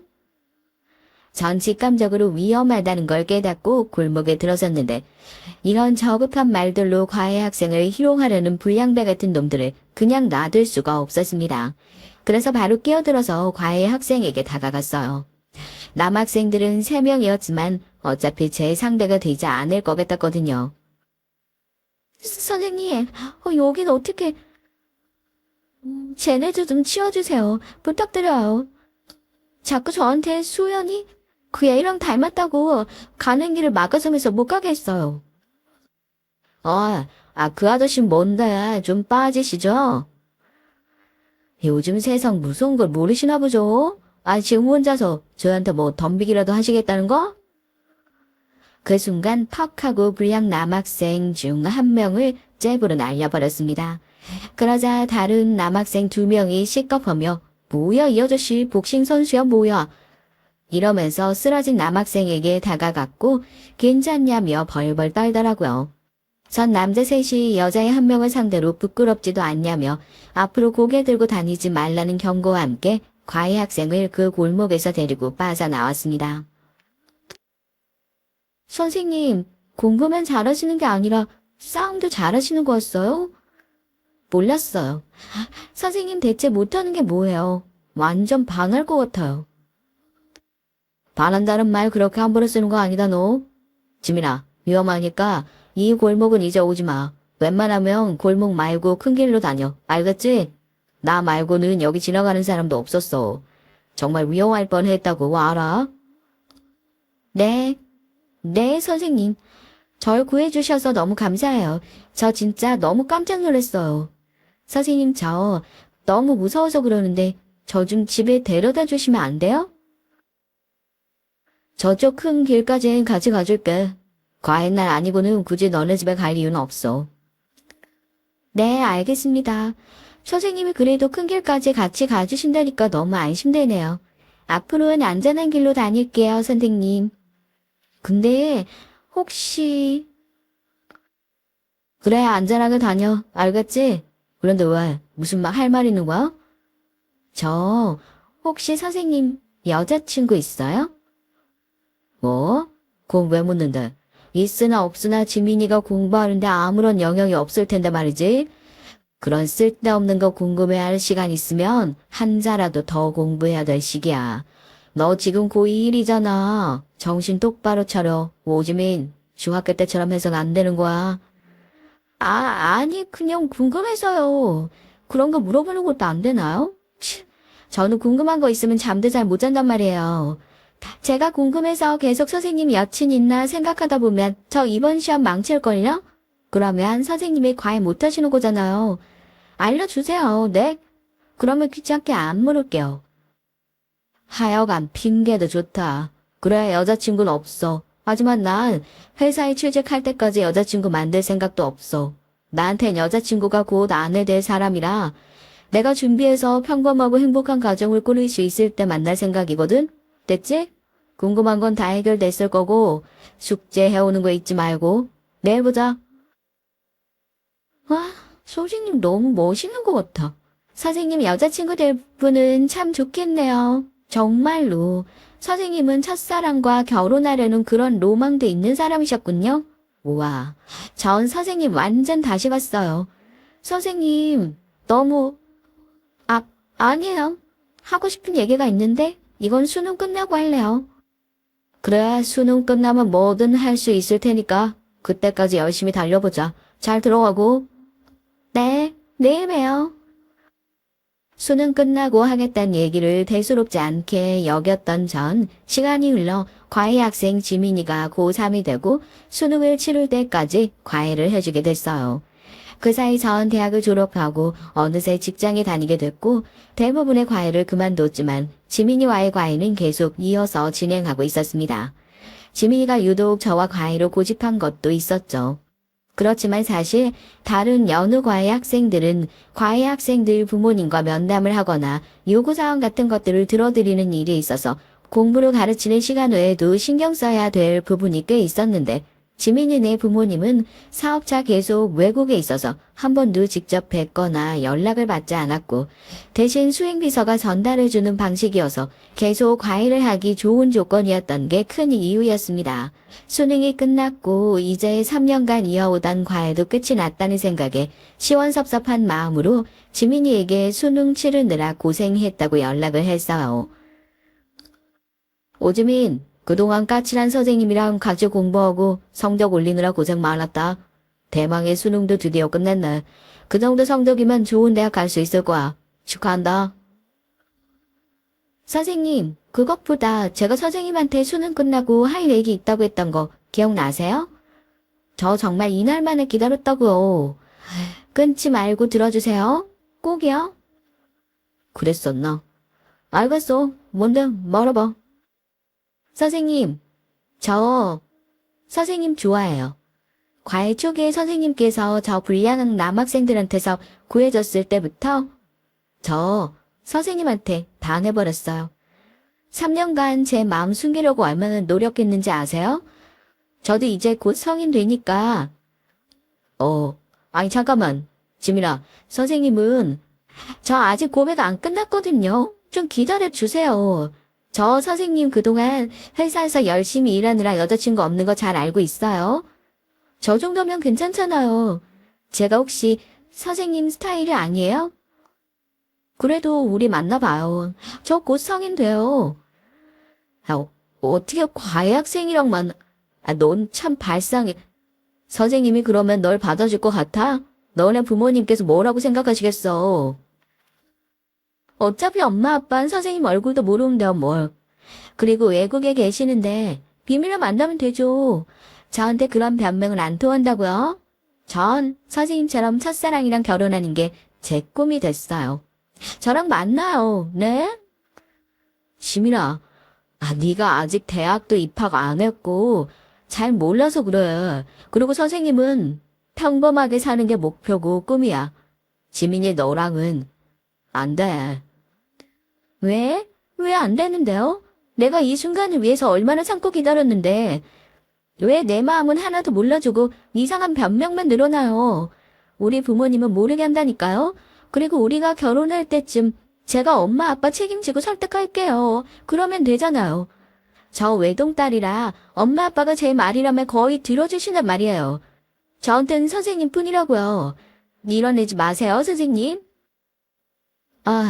지민아, 우선 네 마음 알겠는데 날 좋은 사람으로 봐주고 그렇게 동경해줬다는 걸 전혀 몰랐어. 그 마음은 고마워. 하지만 받아줄 수는 없어. 미안하다. 이만 끊을게. 전 갑작스러운 과외 학생 지민이의 고백에 정말 당황했습니다. 하지만 과외를 했던 학생과 만난다는 건 제 입장에선 말도 안 되는 일이었고 특히나 서울대생으로 고액과외를 했기에 그 과외를 받는 학생들의 집안이 최소 중산층 이상이라는 것도 알고 있었어요. 그래서 고아 출신인 전 절대로 받아주지 못할 것이라는 것도 너무나 잘 알고 있었죠. 그래서 지민이와의 통화는 그 짧은 순간에도 스치듯이 이런 생각들이 꼬리에 꼬리를 물더라고요. 물론 지민이 예쁘고 사랑스러운 아이고 누구라도 좋아할 만한 사람입니다. 감히 제가 탐낼 수 없는 그런 예쁜 사람이라고 생각했어요.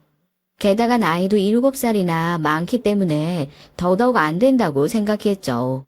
그래서 일부러 연락을 무시하려고 연락처를 차단하기까지 했습니다.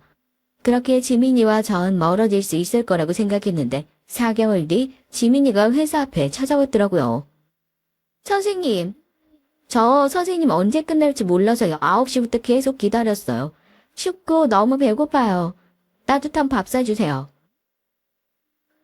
지민아, 여기서 뭐 하는 거야? 다신 이런 짓 하지 마. 배고프겠다. 뭐 먹고 싶은데 마지막으로 밥 사줄 테니까 비싼 거 골라. 싫어요. 마지막 아니에요. 저 이제 성인 된 거 모르세요? 선생님 따라서 서울대 합격됐어요. 이제 같은 학교 선후배 사이도 된 거잖아요. 우리 과외 학생과 선생님과 제자 틀에서 벗어나 보자고요. 넌 진짜, 진짜 못 말리겠다. 알겠어. 지금 1시간 반이나 넘게 기다렸는데 안 추워. 일단 알겠으니까 얼른 가자. 그렇게 지민이는 계속되는 저의 거절에도 찾아와서 얼굴을 비추며 계속 제 주위를 맴돌았고 그동안 일만 하면서 열심히 살아온 저의 일상에도 지민이라는 사람이 들어와서 점점 환하게 밝혀줬습니다. 이 밝음과 환함을 동경하던 전 지민이의 모습에 빠져들었고 결국 연인이 됐죠. 지민이를 만나는 3년 동안 너무나 행복했고 제가 꿈꿔왔던 가정을 꾸리게 된다면 당연히 지민이와 함께라는 생각을 할 만큼 서로에게 너무나 소중한 존재가 됐어요.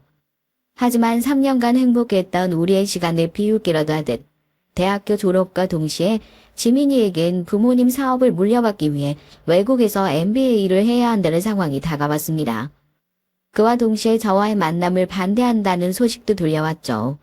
지민이는 모든 걸 버리고 저와 함께하고 싶다고 했지만 전 차마 그녀의 앞길을 막을 수가 없었어요. 전 지민이에게 우리가 인연이라면 반드시 다시 만날 거라며 그런 말도 안 되는 기약을 하면서 말이죠. 전 지민이를 외국으로 보내고 한동안 페인처럼 더욱더 일에 매진하며 미친 놈처럼 살았습니다. 지민이와 함께했던 3년이 제 인생에서 가장 밝고 환하고 따뜻한 순간들이었기 때문에 그 일상을 하루아침에 잃어버린 전 일이라도 하지 않으면 미칠 지경이었으니까요. 그래서 시키지도 않은 야근을 자처하고 혼자 남아서 고군분투하며 열심히 승진을 하며 회사에서 꽤나 인정받는 상무 자리까지 올라갔습니다. 그러던 어느 날 주요 파트너 본부장과의 미팅을 하게 됐는데 전 그 자리에서 얼어붙은 사람처럼 한동안 한 발자국도 움직일 수가 없었어요. 얼음처럼 얼어붙은 절 움직이게 해준 건 저를 가장 따뜻하게 녹여주는 미소로 반겨주는 지민이었습니다. 그래서 아직도 이 순간이 잊혀지지 않아요. 강한 운명이 우리를 함께 끌어당기는 기분이었으니까요. 상상이 가시나요? 7년 만에 헤어진 여자친구를 일하는 자리에서 우연히 만나는 일이요. 새로 왔다는 본부장이 지민이 너였어? 오랜만이라 우리가 헤어지고 7년 만인가? 잘 지냈어? 나 안 보고 싶었어요? 나 7년 동안 캐나다에서 줄고 선생님만 생각했는데. 나 엄마 아빠가 원하는 대로 다 했거든요, 그동안. 이제 내 부탁 절대 거절 못할 거야. 하던 일들이 계속 늦어지고 늦어져서 이제 왔네요. 이제 우리만 생각해요. 보고 싶었어요. 난 정말로.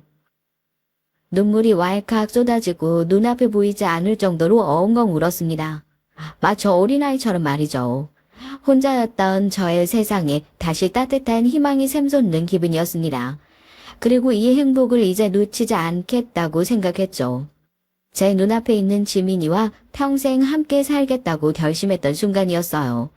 7년 전에는 그저 서울대 졸업 후 대기업에서 평범한 대리직급이었고 고아 출신의 지민이에게 한참 부족한 사람이었지만 어느덧 제 나이 37, 최연소 상무가 됐으니 이전 상황보다는 더 당당하고 떳떳하게 지민이 부모님께 정식으로 지민이와 혼인하고 싶다고 말씀드릴 수 있겠다는 생각을 했어요. 저희는 오랜 기다림을 견뎌온 만큼 서로가 더욱 빨리 함께 살길 원했고 결혼을 위해 드디어 지민이 부모님을 처음 뵈러 가게 됐습니다. 떨리는 마음을 안고 심호흡을 하며 지민이 부모님께서 도착하시기를 기다리던 식당 안에서 전 문이 열리는 순간 심장이 멎는 줄 알았어요. 인사드려요. 저희 부모님이세요. 저는 반가워요. 처음 보네요. 지민이 아빠 되는 사람입니다. 반가워요. 은혁 씨, 얘기 많이 들었어요. 하늘이 노래지고 피가 거꾸로 솟는 느낌이 있다면 바로 이런 느낌일까요? 전 너무 놀라 중심을 잃고 쓰러질 뻔했습니다. 그 이유는 바로 제가 버림받았다는 느낌을 제대로 느끼게 해준, 혼자라는 트라우마를 갖게 해준 바로 저를 입양했다가 1년 만에 파양했던 부모님이었기 때문이죠. 벌써 30년 전 일이지만 전 두 분의 얼굴을 정확하게 아직도 또렷하게 기억하고 있었거든요. 눈물이 차오르는 것을 가까스로 꾹 참고 잠시 화장실을 다녀오겠다며 식당 룸을 도망치듯 빠져나왔습니다. 이게 도대체 말이 되는 일인가요? 여러분이 저라면 어떻게 하시겠어요? 전 이 상황이 너무나 잔인하고 끔찍하다는 생각이 들었습니다. 제가 제일 바라고 그리워하다가 결국 증오의 존재로 남겨두었던 그 두 분이 제 눈앞에서 30년 만에 그것도 제가 사랑하는 여자친구의 부모님으로 나타났다니 말이죠. 망연자실하며 멍하니 다른 테이블에 앉아있던 저를 발견한 어머니가 제게 다가오시더라고요. 은효가 네가 어떻게 우리 지민이랑. 저도 혼란스럽네요. 이 상황이 어떻게 된 건지. 이게 정말 우연히 맞는 건가요? 안 믿겨서 그래요. 30년 만인가? 그 오랜 세월을 안 봤어도 한눈에 알아보겠더구나. 은혁이 너인걸. 은혁아, 우선 미안하다. 그동안 잘 지냈니? 저한테 잘 지냈냐고 물으시는 건가요? 그럴 자격이나 있으세요? 절 1년 만에 파양하셔놓곤. 전 이제 어떻게 해야 되는 거죠? 네? 혹시 7년 전에 지민이 해외로 MBA 보낸 거 나랑 만나는 거 알고 일부러 그러신 건가요? 그때 아셨으면 차라리 저한테 말씀을 하셨어야죠. 그랬으면 이렇게까지 괴롭게 살진 않았을 거예요. 아니야. 은혁아, 우린 전혀 몰랐어. 그러면 그때 만나던 사람도 은혁이 너였던 거니? 이게 무슨 운명의 장난이야. 내가 너한테 파양이라는 죄를 지어서 이렇게 돌려봤나 보다. 미안하다, 은혁아. 어릴 적 너에게 너무나 큰 상처를 줬어. 아직까지도 난 한켠에 늘 너에게 죄책감을 가지고 있었단다. 하양하고 마지막으로 너와 나눈 대화. 너의 버리지 말아달라는 간절한 눈빛을 잊지 못하겠더라고. 그렇게 절 생각하셨으면서 왜 다시 절 찾으러 오시진 않은 건가요?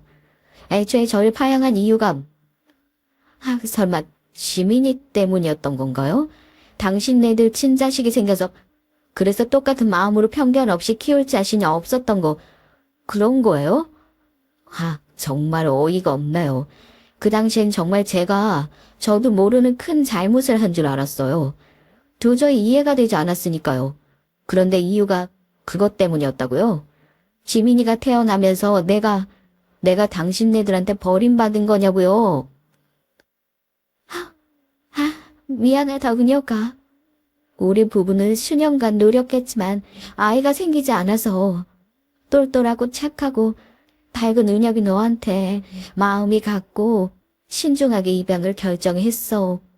그런데 널 입양하고 1년도 안 돼서 지민이를 가지게 될 줄은 꿈에도 몰랐던 거야. 정말 미안하다.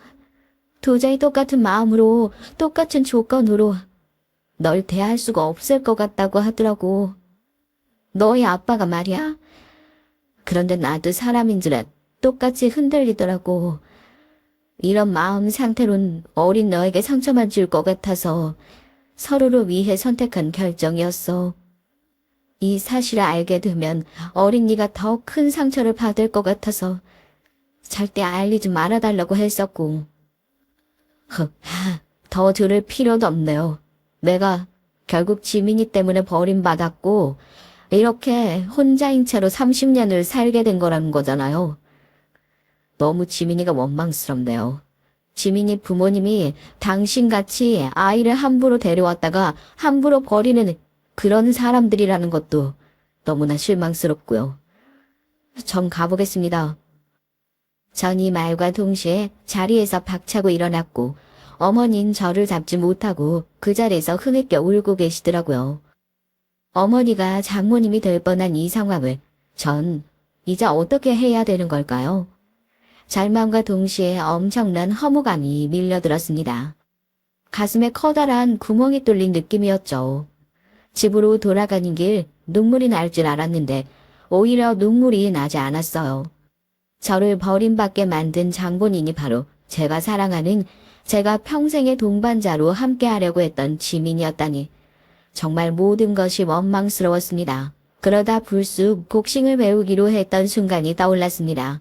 제가 고아라는 것이 전교에 소문나고 수군대는 친구들을 보며 제가 스스로 제 자신을 지켜야겠다고 생각했죠. 복싱을 익히고 바로 소문을 처음 낸 녀석에게 주먹질을 했던 그렇게 응징하고 서러운 감정들이 조금은 해소되었던 것이 기억이 난 겁니다. 이 걷잡을 수 없는 감정의 소용돌이 속에서 전 지금의 저를 이끌어줄 것은 복수라는 형태로 응징하는 것밖에 없다고 생각을 했어요. 여러분이 저라면 어떤 복수를 하실 건가요?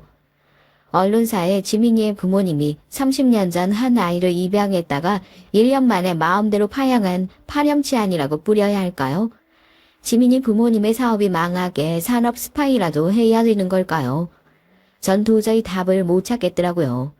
한동안 저는 이 충격으로 회사에도 출근하지 못했습니다. 폐인처럼 지낸 지 보름이 되었을까요? 충격을 받고 힘들었을 지민이에게 연락이 왔습니다. 제가 많이 미울 거 알아요.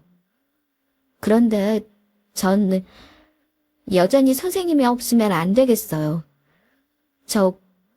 그래서 어떻게 되든 선생님이랑 같이 하고 싶어요. 이제 우리 사이에 미래는 없어. 너도 알잖아. 우리는 원래대로라면 오빠 동생으로 살 뻔했던 운명이었다고. 길고 긴 인연, 아니, 악연, 이제는 끊어내자. 아니요. 우린 잘못한 거 없는 사람들이잖아요. 그런데 우리가 왜 헤어져요? 난 그럴 수 없어요. 오히려 잘못한 건 우리 엄마 아빠인 거잖아요. 어린 선생님한테 씻을 수 없는 상처를 줬어요. 난 그래서 이렇게 하고 싶어요. 제 얘기 한번 믿고 들어줘요. 부탁이에요. 지민이의 얘기를 듣고 처음엔 말도 안 되는 얘기라고 생각하고 무시했지만 곱씹어 생각하고 생각할수록 제가 원하는 가장 해피엔딩에 가까운 상황이 만들어질 수도 있다는 생각에 지민이의 아이디어대로 우리는 움직이기 시작했습니다. 그리고 약속한 디데이가 됐죠. 반갑습니다, 대표님. 이번 계약을 위해 저희 딸아이, 아니 저희 본부장이 많이 애썼다고 알고 있습니다. 수많은 글로벌 지사를 둔 파트너와 함께 일하게 될 생각을 하니까 기대가 큽니다. 잘 부탁드리겠습니다. 네, 저도 잘 부탁드리고 싶었는데 일이 어렵게 됐네요. 그동안 제 아들 가슴에 피 멍들게 만든 장본인관 한솥밥 먹을 수 없죠. 예? 그게 무슨... 대표님 아드님 가슴에 피멍이라니요. 전 대표님 아드님이 어떤 분인지 전혀 알지 못합니다. 혹시 성함이라도 알려주실 수 있을까요? 제가 만약 모르고 실수를 범했다면 사죄드립니다. 개인적인 일로 비즈니스를 망치게 된다면 저는 제 자신을 용서할 수 없을 겁니다. 그러니까 말해주시죠. 뻔뻔하군요. 본인 따님은 애지중지 키우셨다죠. 제 아들은 최은혁이라는 이름으로 살아가고 있었더군요. 너무 어렸을 때 헤어졌죠. 한국에 여행차 왔다가 그렇게 아들을 잃어버렸습니다. 우리 싱가포르로 돌아갈 수밖에 없었고요. 자기가 싱가포르 사람이라는 것도 모르고 있더군요. 우린 그렇게 다시 만났고 서서히 제 회사를 물려받게 하려고 준비하고 있었습니다. 그러던 도중 시민양의 소식을 들었어요. 그게 사실입니까? 은혁이가 싱가포르 사람이라고요? 게다가 대표님의 잃어버린 아드님이셨더니, 정말 죽을 죄를 졌습니다, 대표님. 입이 10개라도 할 말이 없고 면목이 없습니다. 저희 부부도 입양을 절대 가벼운 마음으로 결정하고 실행한 건 아니었어요. 하지만 입양 후 1년도 안 되어서 지민이가 지금 비겁하게 따님 핑계를 대시는 건가요? 부모로서도 실격인데 사업 파트너로 어떻게 함께한단 말입니까? 하나를 보면 열을 알 수 있다죠. 한국 속담이던데. 전 제 아들을 데리고 싱가포르로 들어갈 계획입니다. 앞으로 저희 회사랑 계약은 물론 관련된 곳들과의 비즈니스는 꿈도 꾸지 마시죠. 그럼 이만. 대표님. 잘못했습니다. 제발 기회를 주세요, 대표님. 매몰차게 싱가포르계 글로벌 무역회사 대표는 돌아가셨고 지민이 아버지 회사는 엄청난 사업 기회를 잃은 격이 됐어요. 이 일로 지민이 아버지는 크게 낙심하며 후회의 소용돌이에 빠지게 됐고요. 정말 모든 것이 거의 완벽하게 지민이의 예상대로 흘러갔습니다. 왜냐하면 바로 이 싱가포르계 글로벌 무역회사 대표님이 저희가 요청한 대역이었기 때문이었어요. 그 싱가포르계 글로벌 무역회사 대표는 실존 인물이지만 워낙 본인이 드러나는 걸 원치 않는 사람이었습니다. 그래서 소문이 무성할 수밖에 없었지만 실체를 알고 직접 만나는 건 업계 공인된 비즈니스 파트너들 뿐이었으며 절대로 사진을 남기지 않는 것이 조건이었어요. 이런 소문을 익히 잘 알고 있던 지민이가 아이디어를 낸 것이었습니다. 싱가포르계 글로벌 무역회사는 누구나 원하는 파트너사였고 함께 일하기 위해선 치열한 경쟁을 해야 하는 곳이었어요. 그래서 더 이번 일의 적격이라고 생각하고 지민이의 부모님을 속이기 위해 지민이가 6개월 전부터 비밀리에 준비해온 프로젝트라고 소개를 했던 것이죠. 이 글로벌 무역회사와 협력하기만 하면 사업 영역이 크게 확장될 것이 눈에 보일 정도로 확실하게 메리트가 있는 일이었으니까요. 그 일이 있고 지민이 아버지한테서 바로 연락이 오더군요. 그래서 만나기로 했고 만나자마자 바로 사죄하기 시작했습니다. 은혁아, 네 아버지인 무역회사 대표님 뵙고 오는 길이란다. 너한테 바로 미안하다고 잘못했다고 우리가 어떤 핑계를 대든 우리 마음이 어쨌든 그 어린 시절에 너에게 큰 상처를 준 건 잘못한 건데 사과도 제대로 안 한 게 생각이 나더구나. 이제 와서 이런 게 염치가 없지만 정말 미안하다. 이제 와서 상황이 달라지니까 사과하시는 건가요? 더 실망이네요. 그동안엔 저한테 먼저 이렇게 얘기할 생각도 없으셨던 거 아닌가요? 지민이가 6개월 동안 고생하며 준비한 프로젝트였는데 저도 지민이의 아버지인 당신이 절 파양한 장군인이 아니었다면 적극적으로 도울 생각이었습니다. 이젠 물 건너갔지만요. 모든 게 다 때가 있는 거잖아요. 이미 늦은 것 같네요. 미안하다. 이 말밖엔 이제 할 수가 없구나. 이게 다 나와 지민이 엄마 헛보겠지. 이렇게 되기 전에 우리가 먼저 너한테 사죄를 했어야 됐는데 정말 미안하다. 그리고 지민이 부모로 나타나서 너에게 어릴 적보다 더 큰 상처를 주게 된 것 같아서 너무 힘들었어. 우리도. 미안하다.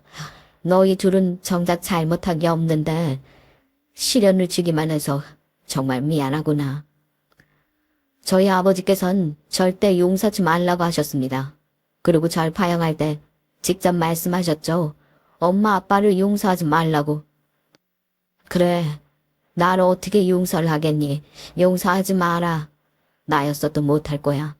어른인 우리가 너희한테 피해만 끼치고 마음고생시켜서 미안하다. 미안하다는 말 이제 그만하세요. 절 파양한 이유가 지민이라는 거 받아들이기까지 너무 힘들었습니다.